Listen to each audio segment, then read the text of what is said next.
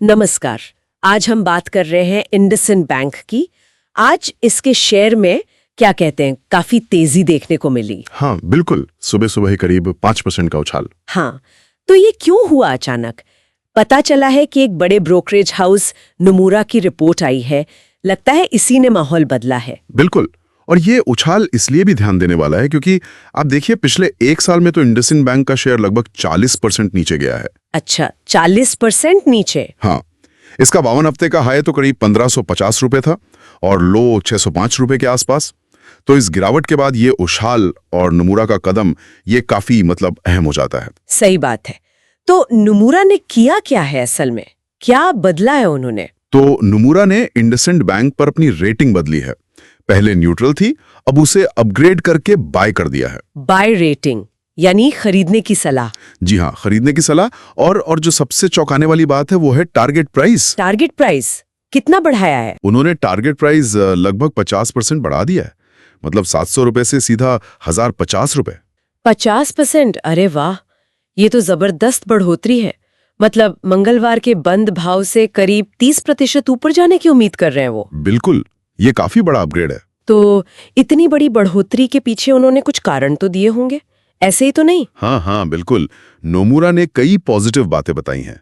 पहली बात, बैंक का जो बोर्ड है वो गवर्नेंस सुधारने को लेकर काफी सीरियस है, ऐसा उनका कहना है। अच्छा, गवर्नेंस पर फोकस, ये तो हमेशा ही अच्छी बात होती है। सही कहा।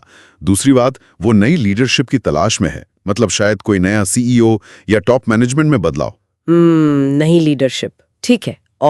और तीसरी बात, बैंक का जो कमाई का आउटलुक है, मतलब भविष्य में मुनाफे की उम्मीद, वो काफी मजबूत लग रही है उनको। कमाई की उम्मीद बेहतर है, ठीक है। और उन्होंने वो क्लीन स्लेट वाली बात भी कही थी, वित्त वर्ष 2026 तक। उसका क्या मतलब है यहाँ? हाँ, वो भी एक अहम पॉइंट है। क्लीन स्लेट का मतलब है कि बैंक का इरादा है कि वो पुरानी जो भी दिक्कतें थी, शायद फंसे हुए कर्जे यानी एनपीएस वगैरह, उनको पूरी तरह पीछे छोड़कर एक साफ सुथरी नई शुरुआत करे FY 26 तक। मतलब पिछली सारी गड़बड़ साफ करके आगे बढ़ना। बिल्कुल, ये दिखाता है कि मैनेजमेंट भविष्य को लेकर पॉजिटिव है और पुरानी प्रॉब्लम से निपटना चाहता है। और इसमें एक और बात है, आरबीआई की तरफ से भी हाल में कुछ पॉजिटिव टिप्पणी आई हैं। अच्छा, आरबीआई का भी भरोसा दिख रहा है? हाँ, ऐसा लगता है कि रेगुलेटर को भी बैंक जो रिकवरी के लिए कोशिशें कर रहा है उस पर भरोसा है। ये एक तरह से बाहरी पुष्टि हो गई। और मैंने सुना उन्होंने इसकी तुलना एसबीआई और बीओबी से भी की है। जी हाँ, ये बहुत दिलचस्प है। नोमुरा का मानना है कि इंडसइंड बैंक का जो प्रॉफिटेबिलिटी आउटलुक है वो स्टेट बैंक ऑफ इंडिया और बैंक ऑफ बड़ौदा जैसे बड़े सरकारी बैंकों से भी ज्यादा मजबूत दिख रहा है। अरे, एसबीआई और बीओबी से भी मजबूत, ये तो काफी बड़ा बयान है ना? ये दिखाता है कि नोमुरा को प्राइवेट सेक्टर के इस बैंक में काफी पोटेंशियल नजर आ रहा है, शायद सरकारी बैंकों के मुकाबले ज्यादा। तो अगर इन सब बातों को जोड़कर देखें, गवर्नेंस सुधार, नई लीडरशिप की उम्मीद, बेहतर कमाई, आरबीआई का भरोसा और अब ये एसबीआई बीओबी से तुलना, तो ऐसा लगता है कि नोमुरा को बैंक में एक बड़ा बदलाव, एक टर्न अराउंड स्टोरी दिख रही है। बिल्कुल सही।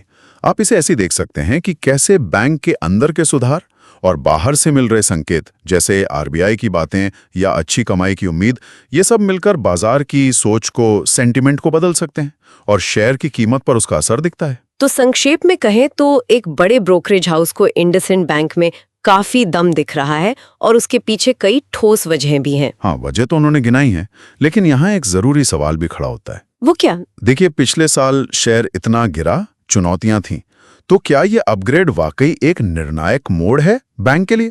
क्या ये सुधार सच में होंगे और टिकेंगे? हाँ, ये तो सोचने वाली बात है। या फिर ये सिर्फ एक बड़े ब्रोकरेज हाउस की राय बदलने पर बाजार का एक तात्कालिक रिएक्शन है? निवेशकों को कोई भी फैसला लेने से पहले इस जोखिम का अंदाजा लगाना होगा,